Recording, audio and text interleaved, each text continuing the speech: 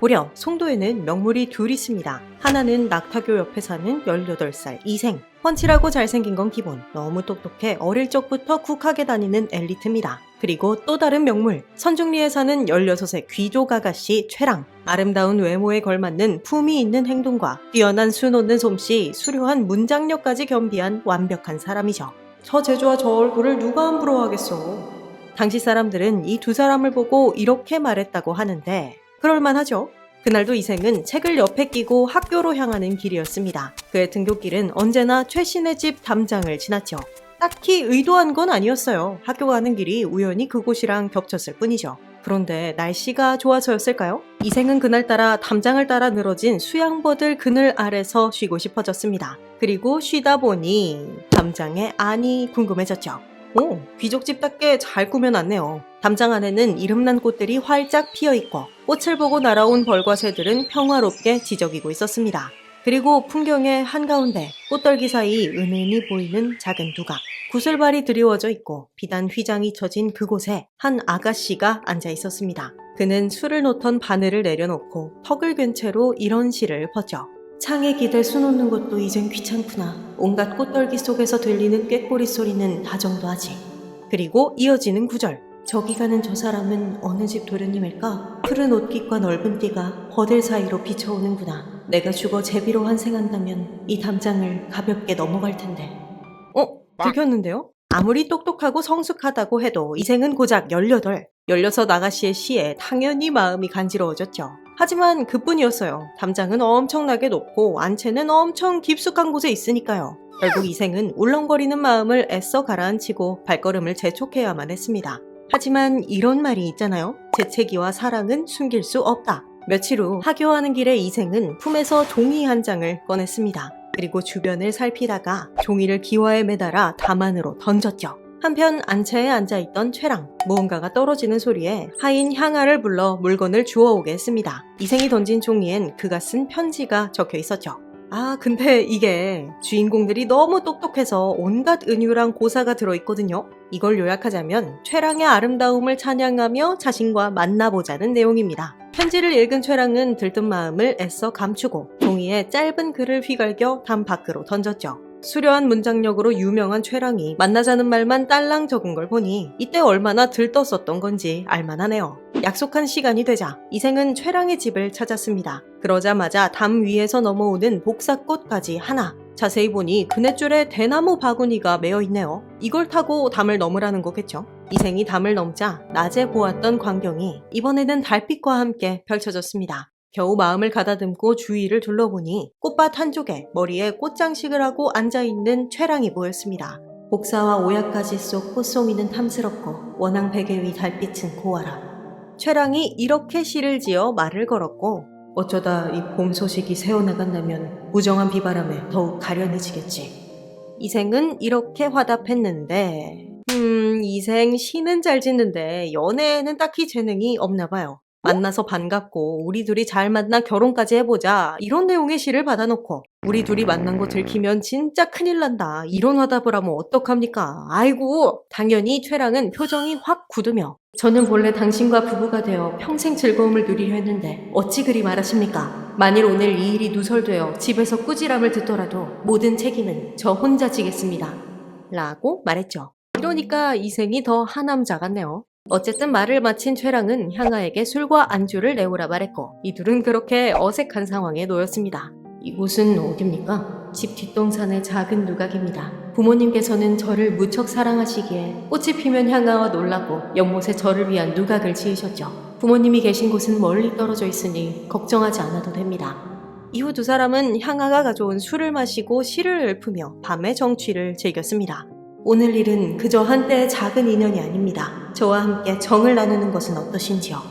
술자리가 슬슬 마무리될 때쯤 최랑은 이렇게 말했습니다. 그리고 이생의 대답도 듣지 않은 채 누각 위의 문으로 들어갔죠. 화끈하시네요.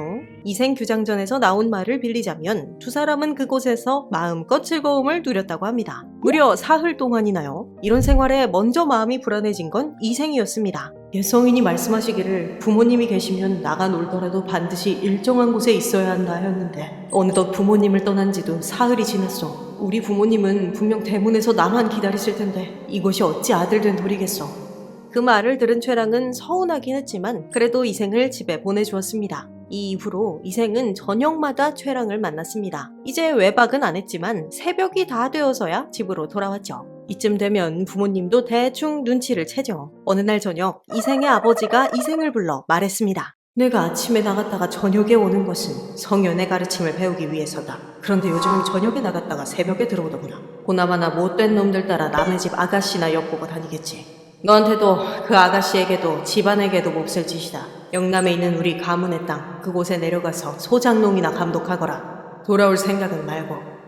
이생은 대꾸 한마디 하지 못한 채 이튿날 울주로 떠났습니다. 하루, 이틀, 사흘, 한 달. 불쌍한 최랑은 자초지종도 모른 채 오지 않는 이생을 하염없이 기다려야 했죠. 병에 걸린 걸까? 최랑이 향하를 시켜 이웃에게 이생의 상황을 물으니 이도령? 뭔지는 모르겠는데 아버지한테 잘못한 게 있어서 영남으로 내려갔잖아. 벌써 몇 달은 됐지 아마. 향아가 전해준 소식을 듣자마자 최랑은 시름시름 앓기 시작했습니다. 침상에서 일어나지 못하고 음식도 입에 대지 못하니 총명하던 말은 점점 총기를 잃어갔고 얼굴은 초췌해졌죠. 당연히 이걸 보는 부모님은 가슴이 타들어갔습니다. 딸의 상태는 하루가 다르게 나빠지는데 딸은 아무 말도 안 하니까요. 결국 어느 날 최랑의 부모님은 딸의 방을 살피기 시작했습니다. 그리고 얼마 지나지 않아 최랑과 이생이 나눈 시를 발견했죠. 부산의 12봉우리처럼 신비로운 당신 의심 마세요. 황혼에 만나요. 복사와 오얏까지 속 꽃송이 탐스럽고.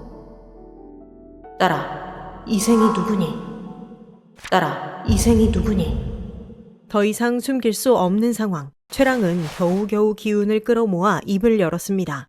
남녀가 사랑을 느끼는 것은 사람이 느끼는 감정 중에서도 가장 중요한 것입니다. 제가 절개를 지키지 못해 비웃음을 사고 집안의 명예까지 더럽혔다는 것 잘 압니다. 하지만 아름다운 그 도련님과 정을 통한 후로 그리움이 날마다 깊어만 가 지금처럼 죽을 지경에 이르고 말았습니다. 만일 부모님께서 저를 도련님과 혼인하게 해주신다면 저는 목숨을 보전하게 될 것입니다. 만약 그렇지 않는다면 죽음만이 있을 뿐이지요. 절대 다른 가문과는 혼인하지 않겠습니다. 원한만은 귀신이 된다고 하더라도. 드디어 최랑에게 있었던 일을 알게 된 부모님은 화를 내거나 마음을 돌리려 애쓰는 대신 딸을 달래주었습니다. 그리고 곧장 중매쟁이를 이생의 집으로 보냈죠. 이생의 아버지가 가장 먼저 물어본 건 최씨네 집안의 경제 사정이었습니다. 중매쟁이의 답을 들은 아버지는 잠시 생각하더니 우리 아이가 비록 어린 나이에 바람이 나긴 했지만 머리도 좋고 얼굴도 꽤 봐줄 만한 편이요. 분명 장원급제의 후일에 이름난 인재가 될 터이니 서둘러 혼처를 정하고 싶진 않구려. 중매쟁이가 최씨네 집에 돌아와 이 말을 전했지만 이쪽은 딸의 목숨이 걸린 상황이잖아요. 최씨네 집안에서는 다시 한번 중매쟁이를 보냈습니다. 이번에는 조금 전략을 바꿔서 모든 사람들이 입이 마르도록 이댁 아드님을 칭찬하더라. 아직은 꽃봉오리에 불과하지만 언젠가는 빛을 볼 테니 빨리 결혼시켜 안정도 찾고 행복하게 살게 해주자고 말했죠. 나 또한 젊은 시절부터 책을 잡았으나 늙도록 성공을 이루지 못했어. 이 때문에 먹고 살기도 쉽지 않고 살림도 넉넉하지 않은데 대체 어떤 좋은 가문에서 가난한 선비를 사위로 삼으려 하겠어. 분명 말 만들기 좋아하는 이들이 우리 집안을 지켜올려 귀댁을 속이려는 것이오. 그렇습니다. 아무래도 최랑의 가문과 이생의 가문은 조금 차이가 났던 모양이에요. 하지만 최씨 집안에서는 혼인에 필요한 절차와 물건들은 모두 자기네 집에서 준비할 테니 이씨 집안에서는 날짜만 잡아주시라 말했고, 이렇게까지 되자 이생의 아버지도 마음을 돌렸습니다. 소식을 들은 이생은 그 누구보다 빠르게 송도로 돌아왔습니다. 깨어진 거울이 다시 둥글게 되니 은하수의 까마귀와 까치들도 우리의 약속이 이루어지는 것을 도왔구나. 침상에 누워있던 최랑 역시 소식을 듣자 기력을 회복했죠. 옛 맹세가 마침내 이루어졌구나. 아이야, 날 일으켜다오. 꽃비녀를 손질해야겠구나. 그렇게 이생과 최랑은 좋은 날 좋은 때에 부부가 되었습니다. 두 사람이 얼마나 완벽한 한 쌍이었는지 서로를 사랑하면서도 공경하는 모습이 마치 귀한 손님을 대접하는 것 같았대요. 이듬해 이생이 문과에 급제해 벼슬길에 오르는 기쁨까지 더해지며 이들의 앞에는 꽃길만 펼쳐질 것 같았습니다. 하지만 좋은 일 후에는 항상 탈이 따라온다고 하죠. 두 사람에게도 거대한 불행이 찾아왔습니다. 1361년 홍건적이 수도를 점령했습니다. 임금은 복주로 피난을 떠났고 적들은 집을 불사르고 사람들을 도륙했으며 가축을 잡아먹었죠. 상황이 최악으로 치닫자 가족조차 도움이 되지 못했습니다. 사람들은 그저 뿔뿔이 숨어 각자의 살 길을 찾을 수밖에 없었죠. 이생과 최랑 또한 가족들과 함께 외진산골로 숨어들었습니다. 이제는 좀 안전하겠구나 한숨을 돌리려던 그 순간 뒤에서 칼을 든 도적이 이생 일행을 습격합니다. 다행히 이생은 가까스로 도망쳐 목숨을 건질 수 있었지만 최랑은 그러지 못했죠. 도적이 최랑을 덮치자 최랑은 오히려 그를 향해 큰 소리로 꾸짖었습니다. 이 창귀 같은 놈, 차라리 내 살점을 먹어라. 내 죽어서 진흙탕에 던져질지언정 어찌 개돼지 같은 놈의 짝이 되겠느냐. 최랑의 완강한 태도와 행동에 광분한 도적은 결국 최랑을 칼로 찌르고 살점을 도려낸 후 떠났습니다. 한편 거친 들판에 숨어 겨우 목숨을 구한 이생. 도적이 모두 물러갔다는 소식에 부모님의 옛집을 찾아갔지만 집은 이미 난리를 겪어 불타 없어진 후였죠.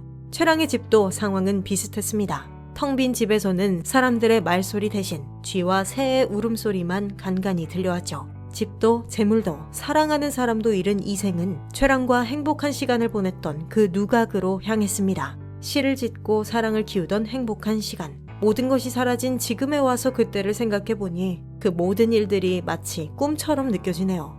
그렇게 이생은 날이 저물도록 홀로 앉아 있었습니다. 은은한 달빛이 누각을 비추기 시작할 때쯤 저 멀리서 누군가의 발자국 소리가 들려옵니다. 아주 희미해 들리지 않던 그 소리는 갈수록 더 확실하고 분명해졌죠.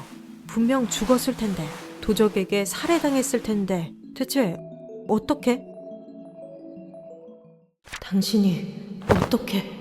사실 이생은 최랑이 죽은 걸 이미 알고 있었습니다. 하지만 너무도 사랑하는 마음에 차마 의심할 수가 없었죠. 어디로 피난가서 목숨을 보존하였소? 최랑은 한마디 말 없이 그저 차가운 손을 들어 이생의 손을 잡았습니다. 서럽게 울기 시작한 최랑이 입을 연 건 그로부터 한참이나 지난 후였죠. 양가의 딸이었던 내가 당신을 만나 100년회로 할 줄 알았건만 갑자기 이리 끔찍한 일을 만날 줄 그 누가 알았겠소. 나는 짐승 같은 놈들에게 끝까지 저항했으나 그 대가로 몸은 진흙탕에 갈기갈기 찢기고 말았어. 이생과 헤어진 후 최랑의 혼은 외로이 떠다녔습니다. 더 이상 돌아갈 집도 없고 부모님도 돌아가셨으니까요. 최랑은 불어오기 시작한 봄바람과 함께 이승으로 돌아올 수 있었다고 말했습니다. 살아있을 때 온전히 누리지 못했던 행복을 이제 이생과 함께 누리며 여생을 보내고 싶다는 말도요. 이생은 사랑하는 이가 돌아왔다는 기쁨에 자신도 그것을 간절히 원한다고 답했습니다. 최랑이 귀신이라는 사실은 이생에게 아무런 문제가 되지 않았던 거예요. 이런저런 이야기를 나누다 보니 이들의 대화는 어느덧 난리통에 이른 재산 이야기로 흘러갔습니다. 최랑의 말에 따르면 재산은 아주 조금도 잃지 않았고요. 그대로 한산의 골짜기에 묻혀 있대요. 대화가 끝나고 이생은 최랑과 예전처럼 정을 나누었습니다. 전과 다를 것 하나 없이 그저 행복했대요. 다음 날 최랑은 이생과 함께 어제 말한 곳을 찾았습니다. 그곳에는 최랑의 말대로 금과 은, 재물이 묻혀 있었죠. 이들은 그 재물로 양가 부모님의 유해를 오관산 기슭에 모셨습니다.